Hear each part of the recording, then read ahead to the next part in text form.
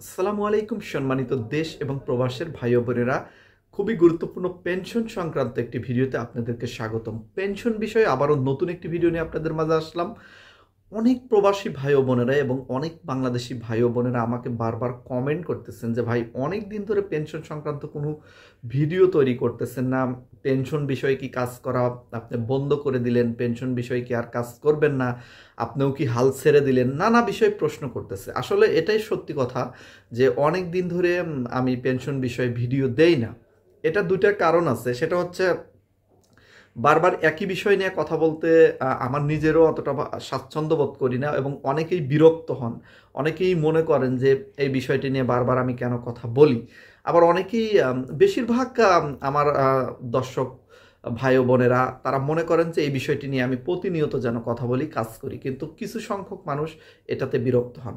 তো সব মিলেই আসলে আমি নিজেও একটু এই বিষয়টার উপর একটু বিরক্ত বোধ চলে আসতেছে। কেন আসতেছে? কারণ যে আমি একা কথা বলতেছি।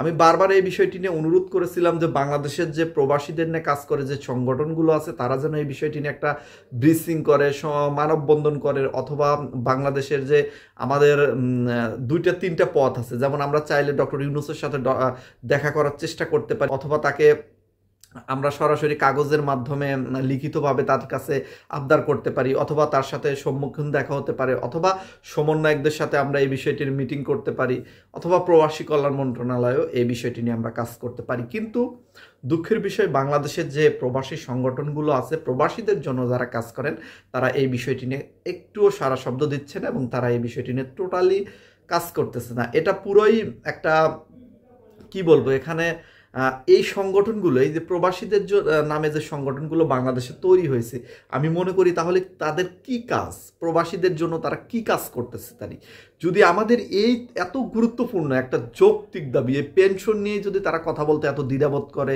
বা কথা বলতে না পারে, তাহলে তাদের কাজটা কি, প্রবাসীদের জন্য তারা কি কাজ করতেছে, কি অবদান আছে, এই বিষয়টি আমি আসলে আপনাদের কাছে প্রশ্ন রাখলাম যে এই প্রবাসী সংগঠনগুলোতে আমাদের কি হবে, কি হবে বলেন? এরকম সংগঠন থাকা বা না থাকা একই কথা, যদি কাজই না হয় প্রবাসীদের পক্ষে।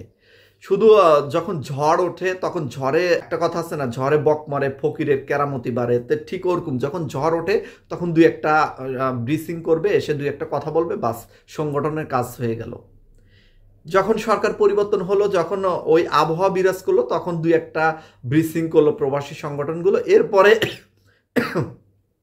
দুই একটা ব্রিফিং করলো প্রবাসী সংগঠনগুলো, এরপরে আর কোনো খোঁজ খবর নাই, তাদের নাম নিশানা পর্যন্ত নেই। বাংলাদেশের যে প্রবাসী সংগঠনগুলো আছে তাদের যে কোনো একটা দায়বদ্ধতা আছে, তাদের যে একটা কাজ করা লাগবে, এই বিষয়টি নিয়ে তাদের বোধগম্যই নাই। আমি জানি না তারা আসলে কি উদ্দেশ্যে এই বিষয়টি নিয়ে চুপ আছে, এখন পর্যন্ত কথা বলে না।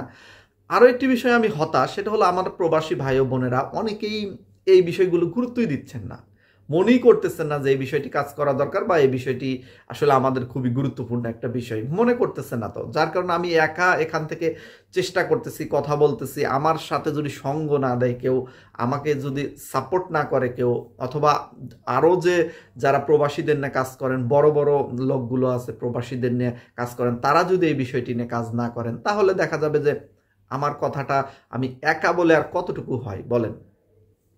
এরপরও আমি হাল ছাড়িনি। দীর্ঘ 6 মাস হলে এই বিষয়টি নিয়ে আমি একাধারে কথা বলেই যাচ্ছি, কাজ করেই যাচ্ছি। অনেকেই এই বিষয়টি নিয়ে একদিন দুই দিন কথা বলে চুপ হয়ে গেছে, কারণ এই বিষয়টি এমন একটি বিষয় যেটা অধিকার আদায়ের বিষয়, প্রবাসীদের পক্ষে অধিকার আদায়ের বিষয়। এই বিষয়টি নিয়ে কথা বলতে গেলে অনেক বিষয় চলে আসে।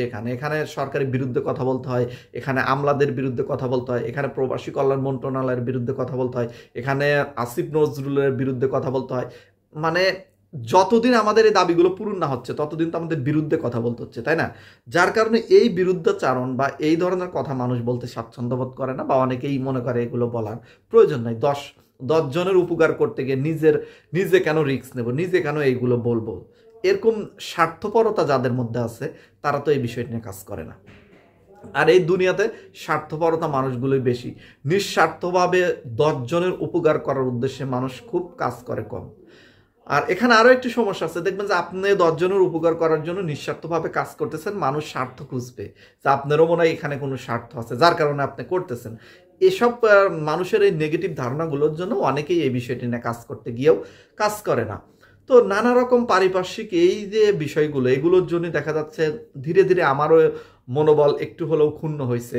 তারপরও আপনারা বারবার কমেন্ট করতেছেন, বারবার এই বিষয়টি নিয়ে জানতে চাচ্ছেন। অনেক আমি অন্য ভিডিও যদি আপলোড করি তো ওই জায়গাগুলো তো আপনারা দেখি কমেন্ট করেন যে ভাই পেনশন বিষয়টি নিয়ে কথা বলুন।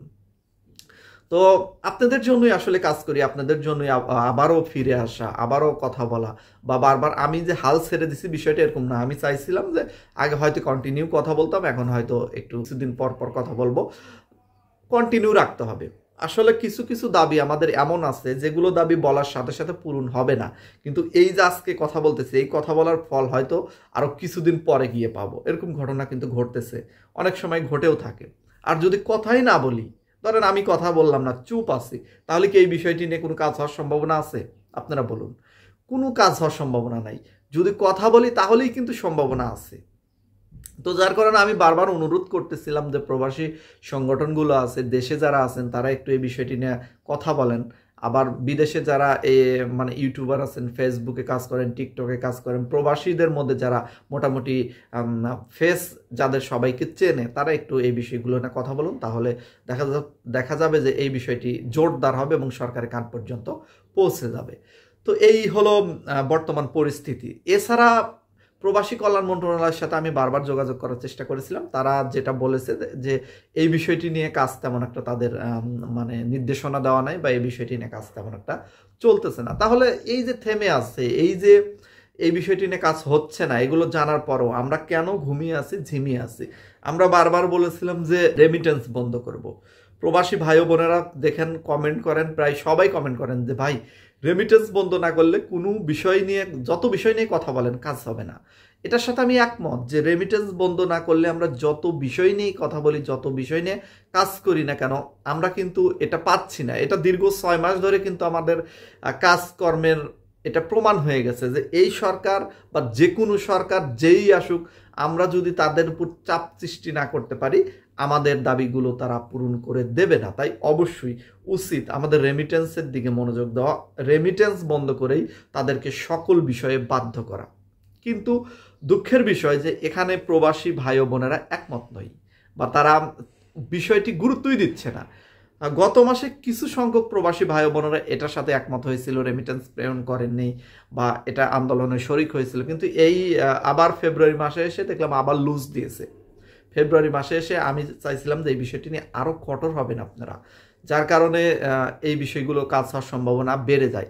কিন্তু এখানে দেখা যাচ্ছে যে কঠোর হওয়া উল্টো কাজ করছে। এখানে আসলে কি বলবো, আমি নিজে আসলে এই বিষয়টি নিয়ে কাজ করতেছি। এই বিষয়টি নিয়ে যদি সফল হতে পারতাম, এটা মানুষের মধ্যে বলতে পারতাম এবং এই বিষয়টি নিয়ে ভালো লাগতো, এবং এই বিষয়টি পাশ হলে সকল প্রবাসী ভাই ও বোনদের, আগে যারা প্রবাস জীবনে অতিবাহিত করছেন তাদের বিশেষ করে উপকার হতো, এবং নতুন যারা আসতেছেন তারা ভবিষ্যতে একটা বেনিফিট পেত। এই যে প্রবাসীদের পেনশন বিষয়টি নিয়ে কথা বলতেছি, এটা এতটাই গুরুত্বপূর্ণ। আপনারা জানেন যে প্রবাসী ভাই ও বোনেরা অনেকেই সারা জীবন প্রবাস জীবন অতিবাহিত করার পরও লাস্ট জীবনে গিয়ে তারা যে সুন্দরভাবে বেঁচে থাকবে, এই সময়টুকু তারা মানে সুন্দরভাবে কাটাতে পারে না। আর্থিক সমস্যা, নানা রকম সমস্যা, হ্যারাসমেন্টের শিকার, ফ্যামিলিগত ভাবে অত্যাচার, ফ্যামিলিগতভাবে অবহেলা, বয়স হলে যেরকম অবহেলা করে মানুষ, প্রত্যেকটা দিক দিয়েই তারা হ্যারাসমেন্টের শিকার হয়। তো যার কারণে আমরা এই বিষয়টি সরকারের কাছে দাবি জানিয়েছিলাম যে সারা জীবন যে প্রবাসী বাংলাদেশের জন্য, বাংলাদেশের রেমিটেন্স পেমেন্ট করলো, দেশের সরকারের উপকার করলো, দেশের স্বার্থে উপকার করলো, এবং দেশ এবং দশে উপকার হলো যে প্রবাসীদের থেকে, সেই প্রবাসীরা যেন লাস্ট জীবনে বেঁচে থাকতে যেন আপাতত হ্যারাসমেন্টের শিকার না হতে হয়, সুন্দরভাবে যেন তার জীবনটা অতিবাহিত হয়।